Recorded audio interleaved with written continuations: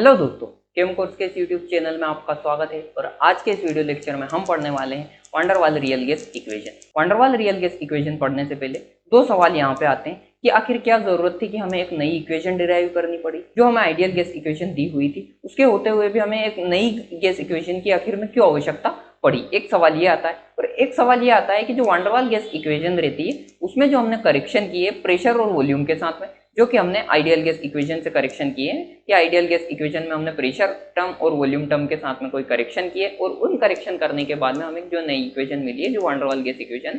तो आखिर हमने क्यों इस प्रेशर और वॉल्यूम टर्म के साथ ही करेक्शन किया, हमने टेम्परेचर और नंबर ऑफ मोल्स के साथ में कोई करेक्शन नहीं की। तो जो ये दो सवाल है इन पे पहले हम बात करेंगे। तो हमारी जो वंडरवाल गैस इक्वेशन है वो हमने कहाँ से डिराइव की, तो वो हमने हमारी आइडियल गैस इक्वेशन जो हमारी PV is equal to nRT है उसमें प्रेशर टर्म और वॉल्यूम टर्म में कुछ करेक्शन करने के बाद में हमें एक नई इक्वेशन मिली जिसे हमने वंडरवाल गैस इक्वेशन बोला, जो कि हमारी होती है P plus A N square upon V square into V minus n b, जो कि हमने प्रेशर टर्म और वॉल्यूम टर्म में करेक्शन किया और हमने एनआरटी को एज इट इज सेम रखा, जिससे हमें एक नई इक्वेशन मिली। और इस नई इक्वेशन को ही हम क्या बोलते हैं, वंडरवाल गैस इक्वेशन। तो ये जो करेक्शन है ये अभी हम बाद में पढ़ेंगे। पहले हम हमारे जो सवाल पैदा हो रहे हैं यहाँ पे उन पे बात करते हैं कि आखिर हमने प्रेशर और वॉल्यूम के साथ ही करेक्शन क्यों किया।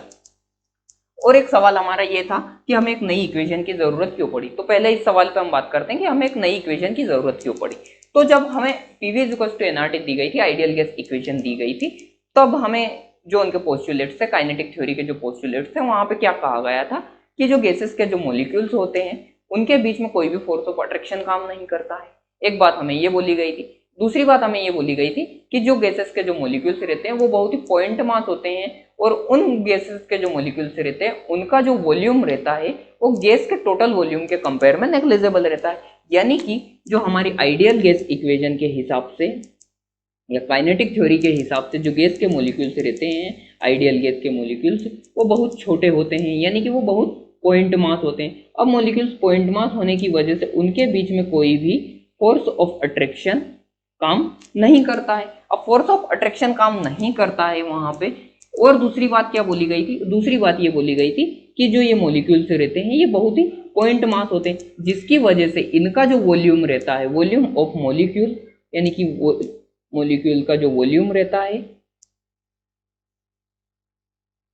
वो हमने कैसा माना था, वो हमने नेग्लिजिबल मानने के लिए इन्होंने कहा था, नेग्लिजिबल बोला था। ठीक है, तो ये दो बातें हमें कब बोली गई थी, जब हमें PV is equal to NRT दी गई थी या हमें काइनेटिक थ्योरी से के पोस्टुलेट्स दिए गए थे।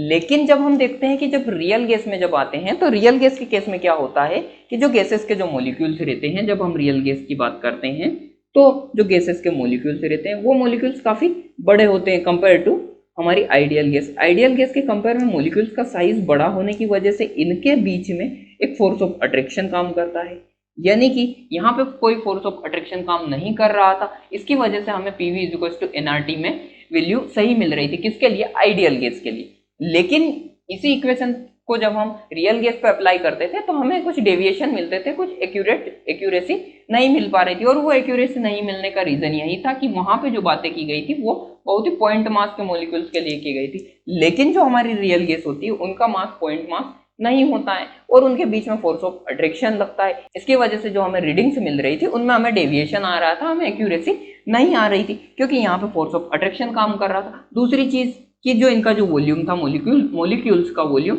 वो गैस के वॉल्यूम के कंपेयर में नेग्लिजिबल हम इसे नहीं मान सकते थे, नेग्लिजिबल भी हम इसे नहीं मान सकते थे। तो ये दो फैक्टर डोमिनेंट होने की वजह से हमें PV is equal to NRT में प्रेशर और वॉल्यूम के साथ करेक्शन करना पड़ा। अब प्रेशर और वॉल्यूम के साथ ही करेक्शन क्यों करना पड़ा, ये चीज हम देखते हैं। तो जो फोर्स ऑफ अट्रैक्शन लगता है, यानी कि किसी भी चीज के बीच में अगर मान लो फोर्स लगता है, फोर्स यानी कि वहां पे कुछ प्रेशर काम करता है, तो एक डेविएशन कहाँ पे आ रहा था, एक डेविएशन कहीं ना कहीं हमारे प्रेशर के टर्म में आ रहा था, प्रेशर के टर्म में आ रहा था, क्योंकि वहां पे फोर्स ऑफ अट्रैक्शन काम कर रहा था। इसलिए हमें एक करेक्शन तो प्रेशर के साथ करना पड़ा। दूसरी चीज, वहां पे जो मॉलिक्यूल्स था उनका साइज बड़ा होने की वजह से जो उसका वॉल्यूम था वो डिस्टर्ब हो रहा था। यहाँ पे क्या डिस्टर्ब हो रहा था, वॉल्यूम डिस्टर्ब हो रहा था गैस का।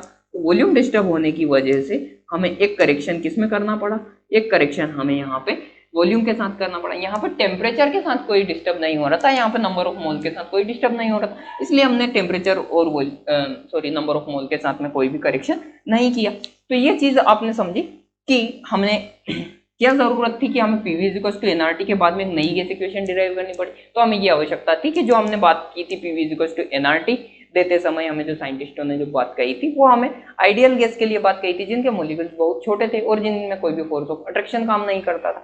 लेकिन जब हम ये इक्वेशन रियल गैस पे अप्लाई करते हैं तो रियल गैस के मॉलिक्यूल्स बड़े होने की वजह से, उनमें कुछ मास होने की वजह से, उनमें अपना कुछ खुद का वॉल्यूम होने की वजह से या उनमें फोर्स ऑफ अट्रैक्शन काम करने की वजह से वहां पे हमें डेविएशन आ रहे थे। तो उन डेविएशन को सोल्व करने के लिए हमें पीवी इक्वल टू एनआरटी में प्रेशर और वॉल्यूम के साथ करेक्शन करना पड़ा, जिसकी वजह से हमें एक नई इक्वेशन मिलती है।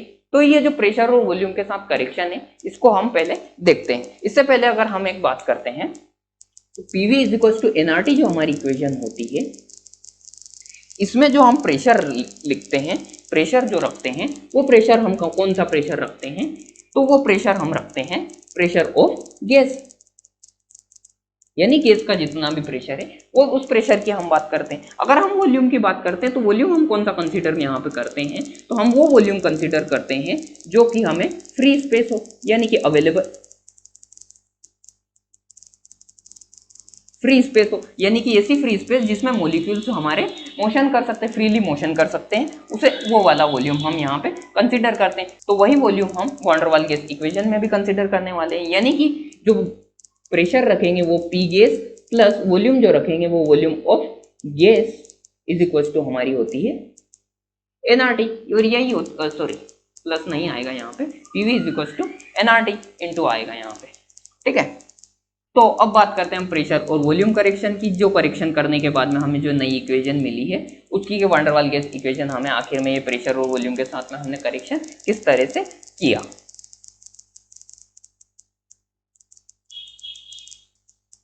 तो पहले बात करते हैं हम वॉल्यूम करेक्शन की। वॉल्यूम करेक्शन जो कि हमारा क्या होगा V माइनस एन बी, ठीक है। ये हमारा वॉल्यूम करेक्शन है, ये हमने किस तरह से लिखा। देखो जब हम आइडियल गैस की बात करते थे तो आइडियल गैस के जो मॉलिक्यूल्स रहते थे वो बहुत ही पॉइंट मास होने की वजह से जो हम PV is equal to NRT में वॉल्यूम रखते थे वो डायरेक्ट वॉल्यूम कौन सा रख देते थे, तो वो जो हमें अवेलेबल स्पेस मिलती थी वही रख देते थे, यानी कि V वॉल्यूम ऑफ गैस हम क्या रखते थे, वॉल्यूम ऑफ गैस में हम रख देते थे अवेलेबल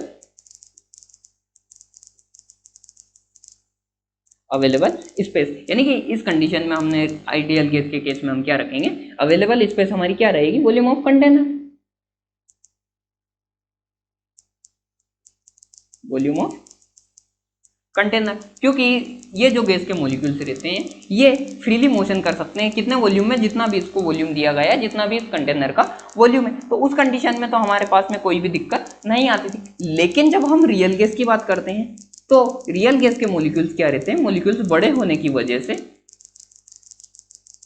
ये हमारे रियल गैस के मॉलिक्यूल्स कुछ आइडियल गैस के कंपेयर में बड़े हैं, जिसकी वजह से अब अगर हम बात करें तो अब हम वी गैस की जगह या वॉल्यूम ऑफ गैस की जगह हम इस कंटेनर का वॉल्यूम नहीं रख सकते। क्यों नहीं रख सकते, क्योंकि कुछ वॉल्यूम जो इस कंटेनर का था वो हमारे मॉलिक्यूल्स ने खुद ने ऑक्यूपाई कर लिया है, यानी कि जो मॉलिक्यूल्स थे हमारे वो मॉलिक्यूल्स बड़े होने की वजह से उन मॉलिक्यूल्स ने कुछ जगह उस कंटेनर की कुछ वॉल्यूम घेर लिया है, जिसकी वजह से हमें जो ये वॉल्यूम रहता है इन मॉलिक्यूल्स का ये वॉल्यूम हटाना पड़ेगा, तब जाके हमें फ्री स्पेस मिल पाएगी। ये फ्री स्पेस निकालने के लिए हमें ये वाली फ्री स्पेस है जिसमें हमारे मॉलिक्यूल्स फ्रीली मोशन कर सकते हैं, वो स्पेस हमें निकालने के लिए इस कंटेनर के टोटल वॉल्यूम से हमें कुछ वॉल्यूम को घटाना पड़ेगा। और वो वॉल्यूम जो हम घटा रहे हैं वो वॉल्यूम किसका है, वो वॉल्यूम हमारे मॉलिक्यूल्स का है। यानी कि अगर हमें V गैस चाहिए रियल गैस के लिए, वॉल्यूम ऑफ गैस चाहिए, तो उस वॉल्यूम ऑफ गैस में से हमें अवेलेबल जो वॉल्यूम है,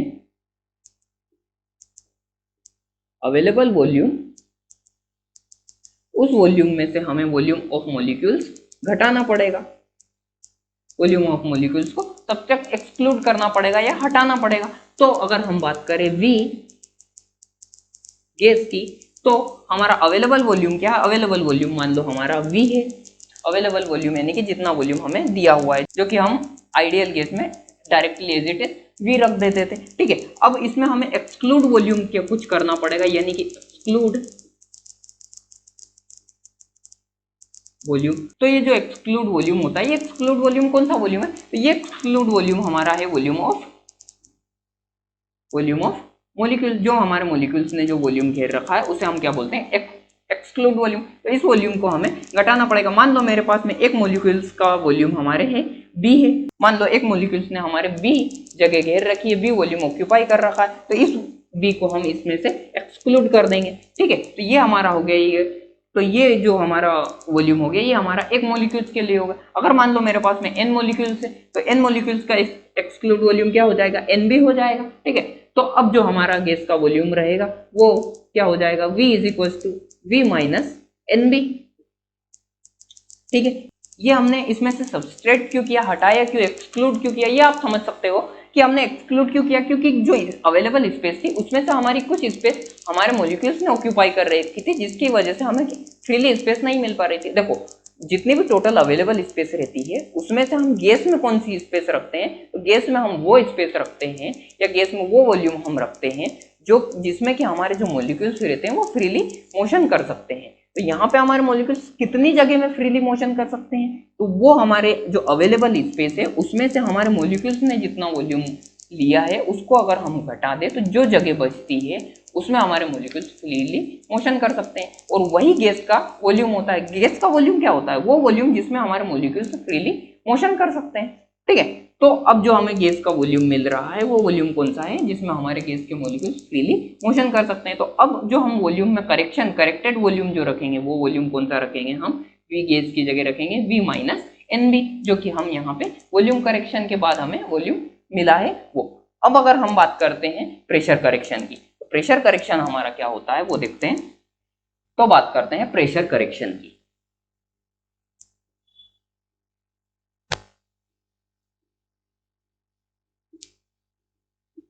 प्रेशर करेक्शन, तो प्रेशर करेक्शन करने पे हमें जो प्रेशर मिलने वाला है वो प्रेशर हमारा क्या रहेगा? P plus A N square upon V square, ये हमारा प्रेशर करेक्शन आने वाला है। तो ये प्रेशर करेक्शन हमारा किस तरह से आया ये हम देखते हैं।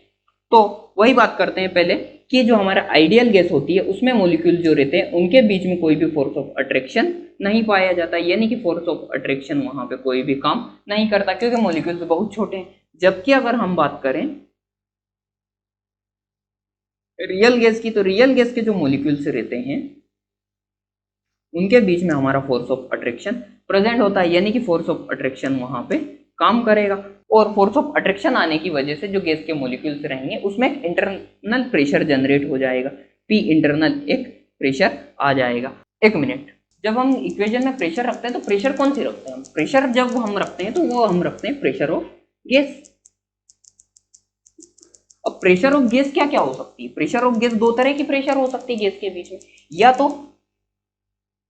तो वो प्रेशर जो मॉलिक्यूल्स और मॉलिक्यूल्स के बीच में लगे, मॉलिक्यूल्स और मॉलिक्यूल्स के बीच में लगे, या एक प्रेशर वो जो मॉलिक्यूल्स और कंटेनर की वॉल के बीच में लगे। दो तरह के प्रेशर हो सकते हैं, या तो मॉलिक्यूल्स के बीच में कोई इंटरेक्शन से जनरेट प्रेशर हो सकता है, फोर्स की वजह से पैदा हुआ प्रेशर हो सकता है, या मॉलिक्यूल्स और जो मॉलिक्यूल्स ने बम्बार्ड किया है वॉल के ऊपर, कंटेनर की वॉल के ऊपर, उससे जो प्रेशर मिलता है वो प्रेशर रहता है। यानी कि हम बोल सकते हैं कि जो प्रेशर ऑफ गैस रहता है वो हमारा P internal plus P external रहता है, P internal plus P external रहता है। अब ये इंटरनल और एक्सटर्नल क्या होता है ये देखते हैं हम। तो जब हमारे मॉलिक्यूल्स कंटेनर की वॉल पर बम्बार्ड करते हैं और उनके बम्बार्ड से जो प्रेशर जनरेट होता है, कंटेनर की वॉल पर जो प्रेशर फील होता है, जो फोर्स लगता है, उसे हम बोलते हैं P एक्सटर्नल।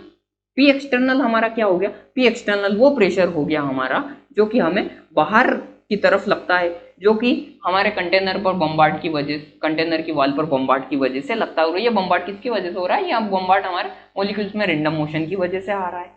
ठीक है, अब P इंटरनल क्या होता है? तो P इंटरनल वो होता है जो कि गैस के अंदर लग रहा है, प्रेशर लग रहा है, और वो गैस के अंदर प्रेशर कहाँ से आ रहा है, वो प्रेशर कौन सा हो सकता है, वो मॉलिक्यूल्स के बीच में इंटरेक्शन या फोर्स ऑफ अट्रैक्शन की वजह से आ रहा था। तो जब हम आइडियल गैस की बात कर रहे थे तो वहां पे कोई भी पी इंटरनल तो था नहीं, तो डायरेक्ट हम वहां पे आइडियल गैस के केस में पी गैस की जगह हम क्या रख देते थे, पी गैस की जगह हम वो प्रेशर रख देते थे जो कि हमें एक्सटर्नली लग रहा है। एक्सटर्नली कौन सा प्रेशर है ये, जो हमें मॉलिक्यूल्स कंटेनर की वॉल पे बम्बार्ड से मिल रहा है। लेकिन यहाँ पे रियल गैस के केस में क्या होता है कि इंटरनली प्रेशर भी काम कर रहा है। इंटरनली प्रेशर कहाँ से आया, ये internally pressure force of attraction की वजह से आया। इसको हम समझते हैं कैसे आया ये। तो अगर मान लो मेरे ये कंटेनर की वॉल है, इस कंटेनर की वॉल पे कहीं ना कहीं यहाँ पे मान लो मेरा मॉलिक्यूल्स है अभी, जो कि बम्बार्ड करने वाला है, अभी इसने बम्बार्ड किया नहीं है। तो ये जो मॉलिक्यूल्स है इसके आसपास सराउंडिंग कुछ मॉलिक्यूल्स भी होंगे, ये सब ओर से अपने कुछ मॉलिक्यूल से घिरा हुआ होगा, और ये मॉलिक्यूल जो इस मॉलिक्यूल्स को अट्रैक्ट कर रहे होंगे। तो ये जो मॉलिक्यूल्स बम्बार्ड करने वाला था, इसको अगर ये मॉलिक्यूल्स पीछे की तरफ खींच रहे हैं तो ये मॉलिक्यूल्स उतने प्रेशर के साथ में इस वॉल पर बम्बार्ड नहीं कर पाएगा। क्यों नहीं कर पाएगा, क्योंकि इसमें इसको ये जो मॉलिक्यूल्स थे ये पीछे की तरफ खींच रहे हैं, फोर्स ऑफ अट्रैक्शन लग रहा है, यानी कि एक इंटरनली प्रेशर काम कर रहा है। तो जो हमें जो प्रेशर ऑब्जर्व होने वाला है वो प्रेशर हमें कहीं ना कहीं कम क्वांटिटी में ऑब्जर्व होगा। कम क्वांटिटी में ऑब्जर्व होने का रीजन क्या है कि उसको इन मॉलिक्यूल्स ने अट्रैक्ट कर लिया, इन मॉलिक्यूल्स ने उसे उस प्रेशर को अपोज कर दिया जो प्रेशर इस वॉल पर लगने वाला था। तो वो जो अट्रैक्शन फोर्स लग रहा है, वो अट्रैक्शन फोर्स की वजह से एक प्रेशर जनरेट होता है जिसे हम इंटरनली प्रेशर बोलते हैं। तो ये जो इंटरनली प्रेशर जो रहता है ये किसकी वजह से आता है, तो ये internally pressure force of attraction की वजह से आता है। अब अगर हम देखते हैं जो हमारा P इंटरनली रहता है, P इंटरनल की अगर हम बात करें कि P इंटरनल, तो ये जो P इंटरनल है हमारा, ये किसकी वजह से आ रहा है, तो ये P इंटरनल हमारा इन दो तरह के मॉलिक्यूल्स की वजह से आ रहा है। दो तरह के मॉलिक्यूल्स कौन से, तो एक मॉलिक्यूल्स तो हमारा जो बम्बार्ड करने वाला है, बम्बार्ड करने वाला मॉलिक्यूल्स, और एक तरह के मॉलिक्यूल्स कौन से, ये मॉलिक्यूल जो इसे अपोज कर रहे हैं, इसके बम्बार्ड को अपोज कर रहे हैं या इसे इस मॉलिक्यूल्स को जो अट्रैक्ट कर रहे हैं। इन तो ये दो तरह के मान लो मॉलिक्यूल्स हैं। तो अगर मान लो मैं इस बम्बार्ड करने वाले मॉलिक्यूल्स को हम बोल देते हैं ए टाइप का मॉलिक्यूल्स, और इन जो मॉलिक्यूल्स हैं इनको अगर हम बोल देते हैं बी टाइप के मॉलिक्यूल्स, तो जो हमारा पी इंटरनल रहेगा वो पी इंटरनल इन दोनों तरह के मॉलिक्यूल्स के कंसंट्रेशन पर डिपेंड करेगा। यानी कि जितना ज्यादा इन मॉलिक्यूल्स का कंसंट्रेशन रहेगा उतना ज्यादा इंटरनली प्रेशर काम करेगा। तो हम बोल सकते हैं कि जो पी इंटरनली रहेगा हमारा वो डायरेक्टली प्रोपोर्शनल रहेगा किसके, ए टाइप के मॉलिक्यूल्स के कंसंट्रेशन के और बी टाइप के मॉलिक्यूल्स के कंसंट्रेशन के। ठीक है, क्योंकि जितने ज्यादा ए टाइप के मॉलिक्यूल्स रहेंगे उतना ज्यादा हमारा इंटरनली प्रेशर रहेगा। इंटरनली प्रेशर क्यों रहेगा, क्योंकि जितने ज्यादा ए टाइप के मॉलिक्यूल्स रहेंगे उतना ज्यादा उसको रिपेल करने वाले मॉलिक्यूल्स रहेंगे, उतने ज्यादा उसके सराउंडिंग मॉलिक्यूल्स रहेंगे, और ये मॉलिक्यूल्स आने की वजह से उतना ज्यादा हमारा प्रेशर ऑफ इंटरनल पैदा होगा। तो हम बोल सकते हैं कि जो हमारा प्रेशर ऑफ इंटरनल रहेगा वो डायरेक्टली प्रोपोर्शनल किसके रहेगा, हमारे ए टाइप के मॉलिक्यूल्स के कंसंट्रेशन के इनटू बी टाइप के मॉलिक्यूल्स के कंसंट्रेशन के। अब ए टाइप के मॉलिक्यूल्स का कंसंट्रेशन क्या हो सकता है, मतलब कौन कौन से मॉलिक्यूल्स ए टाइप के हो सकते हैं। तो हमारे इस केस में अगर हम मान लें कि ये वाला अभी मॉलिक्यूल्स हमारा ए टाइप का मॉलिक्यूल्स है जो कि हमें बम्बार्ड करने वाला है, कुछ देर बाद ये मॉलिक्यूल्स यहाँ पे बम्बार्ड करने के बाद में इस डायरेक्शन में चला जाएगा और ये मॉलिक्यूल्स हमारा इसकी जगह पे आ जाएगा, मान लो इस वॉल पर बम्बार्ड करने वाला रहेगा। तो और कुछ देर बाद फिर ये मॉलिक्यूल्स हमारा बम्बार्ड करने वाला, यानी कि गैस के अंदर जितने भी मॉलिक्यूल्स रहेंगे वो सारे मॉलिक्यूल्स किस तरह के रहेंगे, वो सारे मॉलिक्यूल्स ए टाइप के रहेंगे। तो फिर बी टाइप के मॉलिक्यूल्स कौन से रहेंगे, तो बी टाइप के मॉलिक्यूल, जब ये मॉलिक्यूल्स ए टाइप का था, जब दूसरे मॉलिक्यूल्स थे वो बी टाइप के मॉलिक्यूल्स थे, हो सकता है कि थोड़ी देर बाद ये मॉलिक्यूल्स बी टाइप का बन जाए, यानी कि ये मॉलिक्यूल्स अट्रैक्ट करने वाला बन जाए और उसकी जगह पे कोई दूसरा मॉलिक्यूल्स आ जाए। तो बी टाइप के मॉलिक्यूल्स का कंसंट्रेशन भी कौन सा होगा, तो वो जो सारे मॉलिक्यूल्स रहेंगे वो भी बी टाइप के रहेंगे। यानी कि कंसंट्रेशन ऑफ ए टाइप के मॉलिक्यूल्स का कंसंट्रेशन क्या हो जाएगा, तो कंसंट्रेशन को हम कैसे लिखते हैं, कंसंट्रेशन को हम लिखते हैं number of moles upon volume of gas. तो नंबर ऑफ मोल्स मान लो हमारे पास में n है और वॉल्यूम ऑफ गैस हमारा v है, तो ए टाइप के मॉलिक्यूल्स का कंसंट्रेशन हमारा क्या हो जाएगा n अपॉन v, और बी टाइप के मॉलिक्यूल्स का कंसंट्रेशन हमारा क्या हो जाएगा, वो भी हमारा हो जाएगा n अपॉन v, क्योंकि सारे मॉलिक्यूल्स ए टाइप के भी और सारे मॉलिक्यूल्स बी टाइप के भी है। ठीक है, तो इसकी जगह पे हम ये रख देते हैं। तो कहाँ पे लिखें, यहाँ पे लिख देते हैं, दिख रहा है ना ये, हाँ दिख रहा है, ठीक है। तो P internal is equal to हमारा हो जाएगा ए टाइप के मोलिक्यूल्स का concentration N upon V, sorry अभी ये डायरेक्टली प्रोपोर्शनल रहेगा, तो ए टाइप के मोलिक्यूल्स का concentration N upon V into B type के मोलिक्यूल्स का कंसंट्रेशन N अपॉन V। जब हम ये प्रोपोर्शनली का साइन हटाते हैं तो एक हम कांस्टेंट लगाते हैं जो कि हमारा P internal is equal to, ये प्रोपोर्शनली का साइन हटाएंगे और एक कांस्टेंट लगाएंगे, हम उसे बोलते हैं A।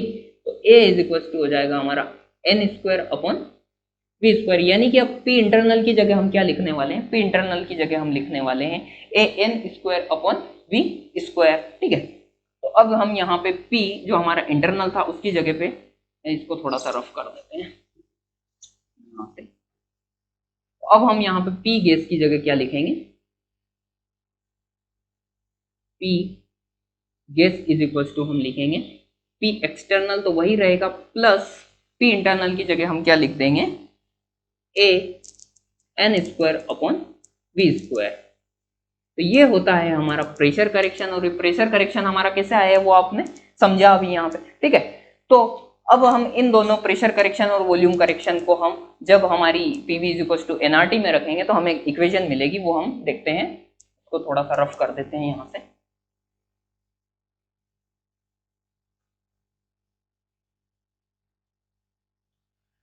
तो जो हमारी PV is equal to NRT थी उसमें हमने प्रेशर की जगह अब हम क्या लिखते हैं P plus A N square upon V square into volume correction की जगह हम क्या लिखते हैं V minus NB is equal to NRT, जो कि हमारी होती है वांडर वाल गैस इक्वेशन, जो कि हमें किसके लिए दी गई है, जो हमें दी गई है रियल गैस के लिए, ठीक है। रियल गैस इक्वेशन भी इसे हम बोलते हैं, वांडर वाल गैस इक्वेशन को। तो ये हमने देखा कि वांडर वाल गैस इक्वेशन किसे बोलते हैं और वो हमें कहाँ से मिलती है। तो ये हमने देखा कि हमें जो प्रेशर और वॉल्यूम के साथ करेक्शन करने पर मिलती है, और ये करेक्शन हमें क्यों करना पड़ा, क्योंकि सारा गेम जो हो रहा है वो किसकी वजह से हो रहा है, कि वो हो रहा है वो मोलिक्यूल्स के साइज की वजह से। अगर मोलिक्यूल्स का साइज बढ़ता नहीं तो वहां फोर्स ऑफ अट्रैक्शन नहीं आता, अगर मोलिक्यूल्स का साइज बढ़ता नहीं तो वहां पे वॉल्यूम में कोई करेक्शन नहीं करना पड़ता और हमें PV is equal to NRT से काम हो जाता है। लेकिन ऐसा नहीं होता है,